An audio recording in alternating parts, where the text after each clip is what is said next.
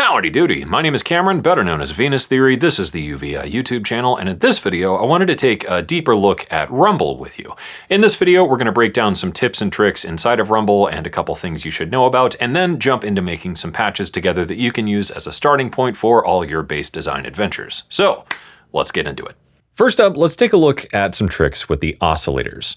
Rumble is designed to be a multi-band bass synthesizer, but sometimes you might need just more of a utility sound, and for that you can use the band expand function to make any band take up the entire bandwidth of a patch. Let's say, for example, you want to create a basic 303 inspired sound. We can use an analog oscillator set to saw mode, then we'll change our filter to analog, add some resonance, and drop it down. Then we can grab one of the envelopes and tie it to the filter cutoff. We can add just a pinch of glide, and away we go. Next up, let's take a look at the sampler oscillator here. I've loaded one into each band of this patch, and right now it sounds like this. And this is fine, but sometimes you might want a little bit more movement within a sample-based patch, especially if you're playing rapid notes. For this, we can utilize the random start time, and if we increase this on all three of these bands to differing amounts, we'll get a patch that sounds a little bit more organic, even though it is sample-based.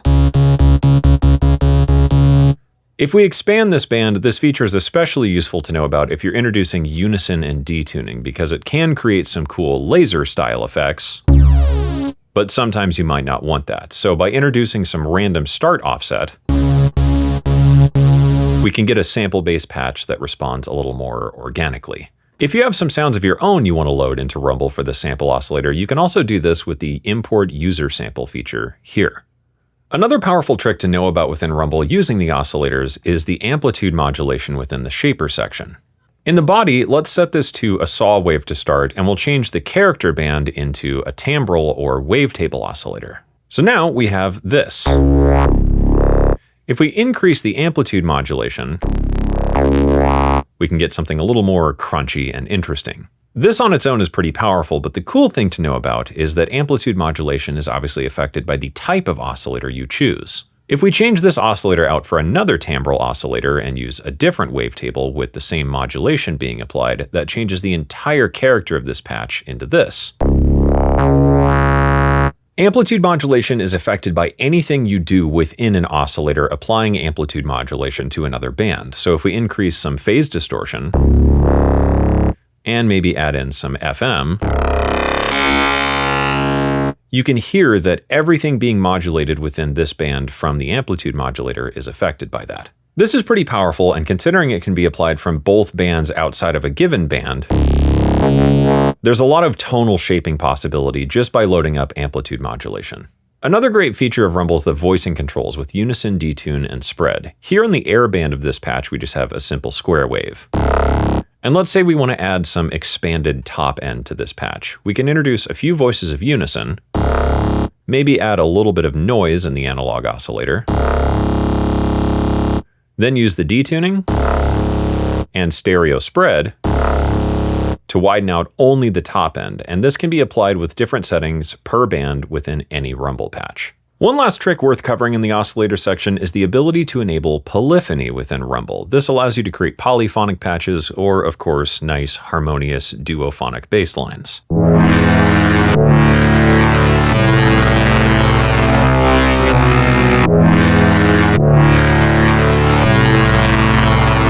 Moving on, let's have a look at a couple tricks with the filter section of Rumble. Along the bottom of the filter section, you'll see the routing options. We have single, which is only filter A, serial, which is A into B, and parallel, which is A and B at the same time with a controllable blend. This means there are quite a few different filter combinations possible within Rumble to design more unique sounds. One classic formula is routing things in series from a low-pass oscillator into a notch filter. If we add some additional modulation from an LFO with this notch filter, we can then control the cutoff of the low-pass filter fed into this moving notch filter and get some great twisting respace sounds.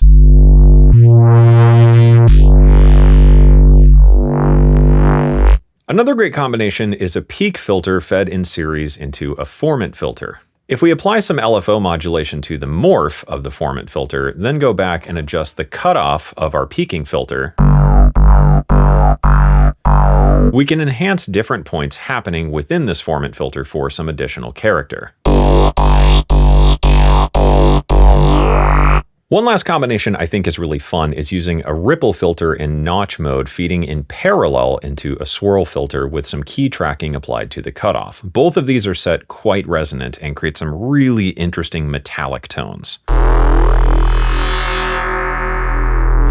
By using an envelope to modulate the blend of the parallel filters, we can get some really colorful metallic resonant basses. As you play around with the cutoff point of the filter and introduce some amplitude modulation within the bands,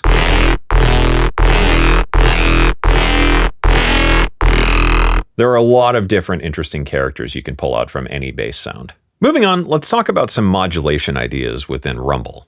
Rumble has 4 separate LFOs, all of which feed into an LFO mixer. A really fun idea with this is to set these to different varying ramp waves or saw waves. We can start to offset these in time, combining different combinations like a quarter note, dotted quarter note, a half note, and then maybe we'll set this one to something faster like a 16th. Now we can tie the LFO mix to the cutoff of something simple like a low pass filter. Without any blending applied, nothing happens. But as we start to introduce the different LFOs,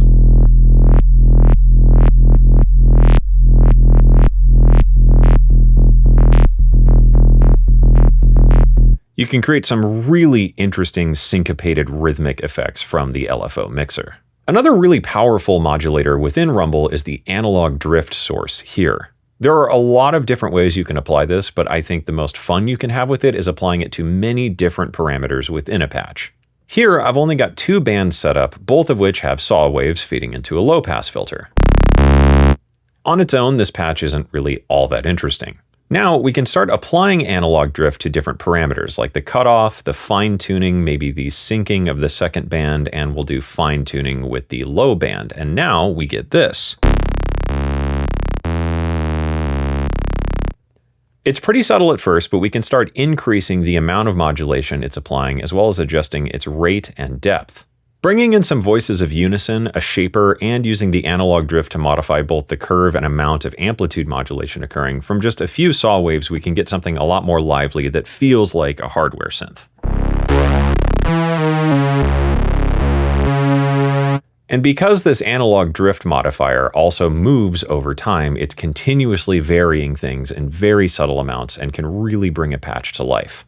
With the MSEGs in Rumble, we can also convert these into straight-up envelopes by disabling the looping function. If we want to create something like a classic wavetable growl, we can disable this looping function and adjust the curve to create a straight-up growl sound, and apply this to many other parameters within a patch. Now, from just a single band with a wavetable, we've created an instant growl bass. Another great modulation source within Rumble is the key tracking. Here I've set up a basic patch with a wavetable in the body and an analog oscillator in the character. Within the body, we can apply key tracking to the wavetable position, so as we play lower notes, we're stuck at a different position than if we play a higher note. Moving into the character band, I can also apply key tracking to something like the oscillator sync, the amount of amplitude modulation occurring, and maybe the gain of the second oscillator, which we can detune slightly. The response curve of the key track modulator can also be modified, but beyond that, we can also introduce additional points to it, being able to then adjust the tension curve between any 2 points. In this case, this provides a very stable low register, a slightly more chaotic middle register, and a much more chaotic higher register. Within the random modifiers, there are a few different behaviors that are worth taking a look at. The classic modulation source would be a sample and hold, which we could apply to something like a resonant low-pass filter. However, within the random modulations, we can also choose a couple different types of random modulation. These other 2 types provide smoother modulations,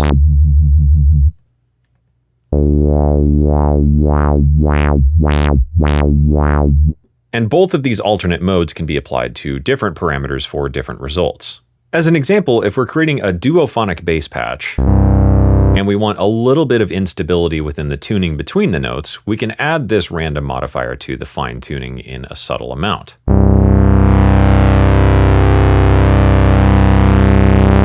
If we wanted the filter drive to also vary a bit over time, we could add a second random modifier with the alternate mode,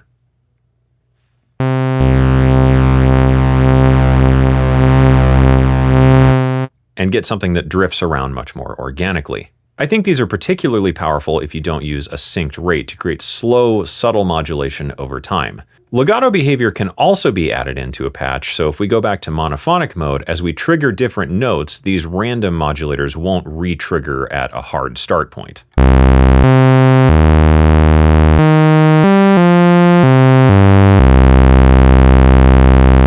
One last thing to know about the modulators within Rumble is that the modulators themselves can be modulated. So a classic example of this might be applying an LFO to the filter cutoff.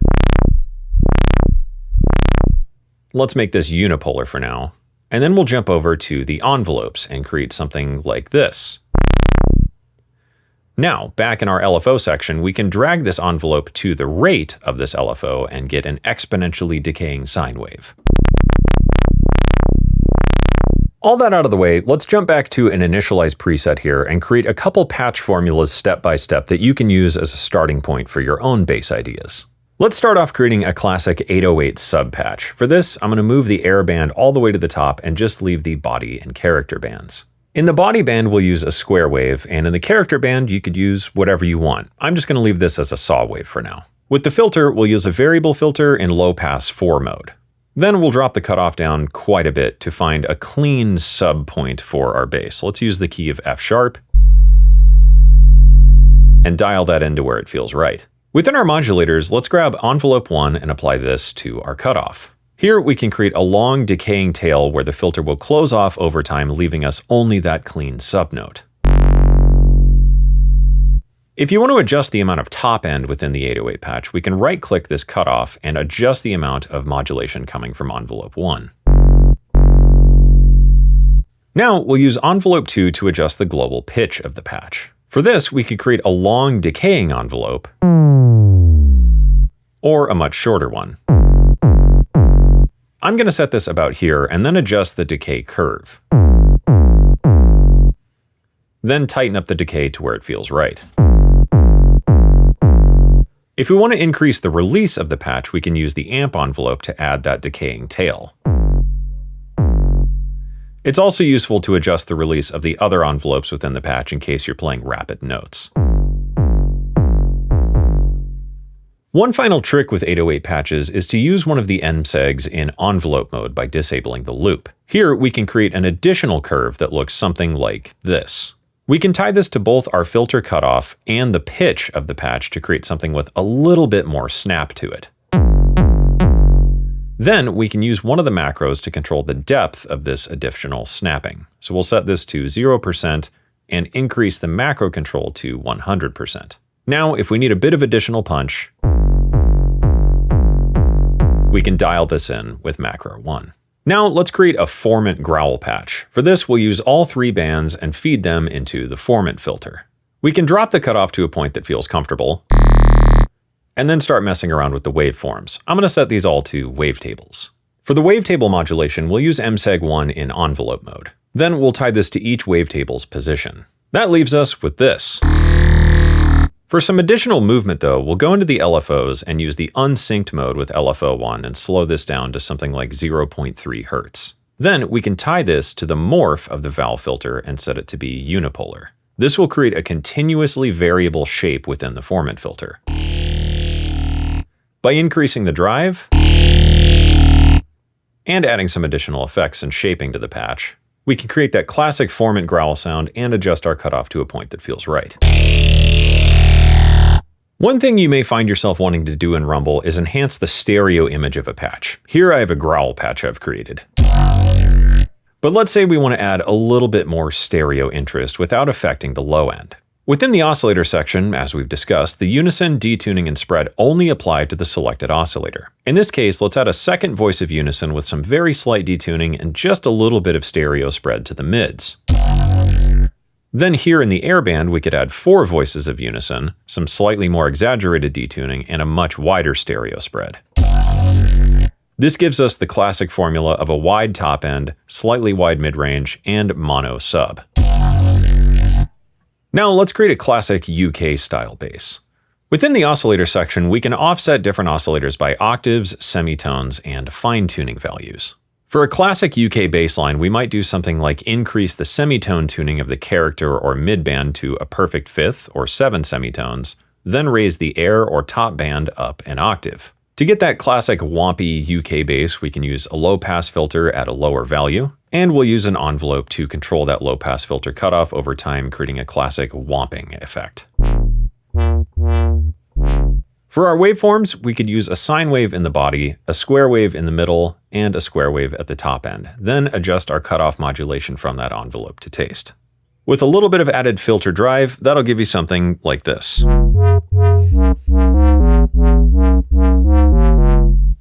Now, let's take a look at creating a classic twisting neuro bass effect. For this, we really only need one band, so we'll expand the character band. Now, we'll change over to timbral or wavetable mode and find an interesting wavetable. I think Doberman here sounds like a good starting point. To keep this moving, let's use an LFO to modulate this wavetable position and adjust the rate down to something pretty slow. Now we can take another LFO and apply it to the phase distortion. Once again, we'll unsync this and set it to something relatively slow, but we'll make this one unipolar so that it's only increasing the amount of phase distortion. We'll right-click this modulator and assign the amount to taste. For a little bit more interest, let's add a second voice of unison, some slight detuning, and just a little bit of stereo spread. If you want to go for bonus points, maybe add a little bit of FM as well. Within the shaper, just to squeeze things back together a slight amount, we'll use the clipper and increase the curve to something at about 25%. Now we'll get to the majority of the work within the filter section. We're going to set this into series mode. For our first filter, we'll use a variable filter and set the type to bandpass 4. In the B filter, we'll use another variable filter and set the type here to notch. In the A filter, we'll tie the mod wheel to the filter cutoff, set it all the way down, and increase the amount of modulation all the way. This way, as we move the mod wheel, we can sweep the filter. Let's add a little bit of drive and maybe just a touch of resonance to add some peaky characteristic to it. Now, in the B filter, we'll set the cutoff down to around the center. We'll use LFO3 and set this to something like a sine wave, desync it, set it to something fairly low, and add modulation to that filter's cutoff. Now, as we sweep our somewhat resonant bandpass filter around, we have a continuously moving notch filter that's then going to cut out frequencies from whatever is passing through, creating that classic twisty neuro bass sound.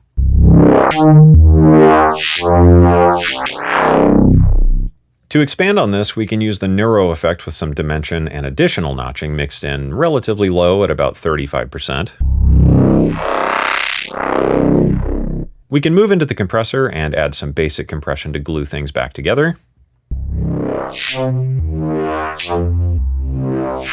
And if you want to get even weirder, within Rumble, you can also modulate parameters of the parametric EQ for additional twisting, bassy artifacts.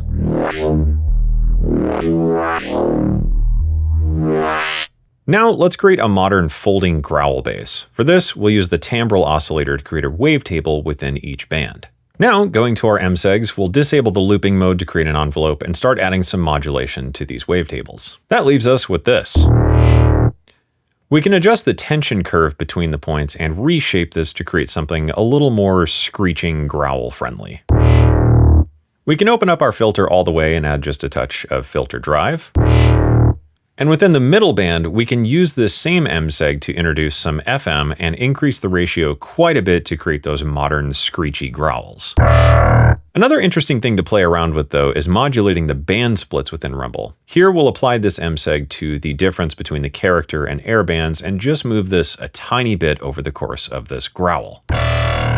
Maybe we'll increase some phase distortion as well. Let's go into the compressor and add a little bit of squeezing glue compression. Then we'll dial in the rest of the patch with some shaping effects and amplitude modulation. With some additional voices of unison on the character and air bands, we now get a modern folded growl bass. Of course, you can adjust this curve to create a variety of different shapes for your growl, and create everything from whipping growl noises to longer, more drawn-out foghorns, especially as we do something like modulate the filter cutoff. One last bass formula to talk about is the gun bass, a classic sound of contemporary electronic music. We'll start by opening up the filter all the way and increase the character band to take up everything else up here. The classic gun bass formula relies heavily on atonal noise, so for this we can change our oscillator type over to noise for the character band, and in the body we'll use an analog oscillator set to a sine wave. In the character band we can blend between two different types of noises, and right now we have vinyl and white noise, which isn't quite what we'll need. This comes down to taste, but I find things in the acoustic folder like cymbal noise and additional noises in the organic or transient folder with something like the keyboard can create some nice percussive sounds. Now we'll apply a shaper to the character band and use amplitude modulation from the body. This gives us the basis of a gun bass sound. If we increase the curve a little bit just to add some drive to this character band, we get something that starts to sound a little more like a gun bass if we play quick notes. However, there's a little bit more shaping that needs to happen. First up, let's shape the percussion layer with the top band using one of the envelopes, tying this to the volume of the character band, and we'll increase the depth of modulation all the way. Dropping envelope 1 down to create a short percussive transient, we're starting to get a little closer to where we need to be. Now, let's use the second envelope and tie this to our global pitch, again creating a short decaying curve. This sounds solid, but maybe I want that decay to be a little more exponential, so we can adjust the decay curve of envelope 2 here. Moving into the filter section, let's set this to a ripple filter and change the mode to notch. We can play around with the cutoff, increase the amount of ripples, and play around with the Q width and Q or resonance. In this case, playing a D flat somewhere around 450 to 500 Hz feels interesting. Now, let's set the filter to series mode and move into filter B. We can change this filter into swirl mode and change this to notch. This filter is entirely up to you, and anything you do with it sounds interesting. With a low cutoff value, increased Q or resonance, phase mode, many repeats, and pretty low spacing, we get almost a color-based style sound. However, moving over to flange mode and playing with the width, we can get some very interesting metallic sort of comb bass sounds. Tying everything together, let's add an effect to this band, and we can use either the chorus or the reverb. In this case, I'm going to go with chorus and increase the intensity, erode, and dimension. Now we can increase the feedback, set the time to something relatively low, and increase the tail length. That gives us this. This sounds solid, but we could reinforce the body a little bit further by applying a shaper with a slight curve. Closing things off, and to finalize the patch, let's go into our compressor, enable it, slam it all the way, and start backing off to taste. As we play around with this serial filter setup, especially the cutoff, there's a ton of different characters available for the classic gun bass. Rumble is available now, either as a standalone product or as part of UVI's Sonic Pass. If you want to check it out for yourself or find more information, you can do so with the links down in the description below. And that's it. So thanks to UVI for having me on the channel, and thank you for watching. Hope you enjoyed it, hope you learned something, and of course, as always, I hope this inspires you to get out there and make something awesome.